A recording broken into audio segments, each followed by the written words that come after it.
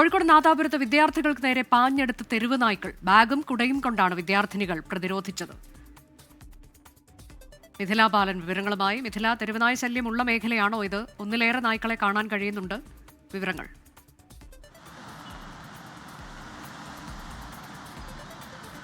അനുജ, ഈ മേഖല എന്നത് നാദാപുരം മേഖല തെരുവുനായ ശല്യം ഏറെ രൂക്ഷമായ ഒരു പ്രദേശം കൂടിയാണ്.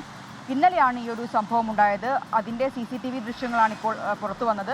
നമ്മൾ ദൃശ്യങ്ങളിൽ കാണുന്നത് പോലെ 2 വിദ്യാർത്ഥിനികൾക്ക് നേരെ തെരുവുനായകൾ പാഞ്ഞടുക്കുകയാണ്. ഇതിൽ ഒരു വിദ്യാർത്ഥി ഓടി രക്ഷപ്പെട്ടു. മറ്റേ വിദ്യാർത്ഥിയാണ് തൻ്റെ കൈവശമുണ്ടായിരുന്ന ബാഗും കുടയും എടുത്ത് ഈ തെരുവുനായയെ പ്രതിരോധിക്കുകയായിരുന്നു.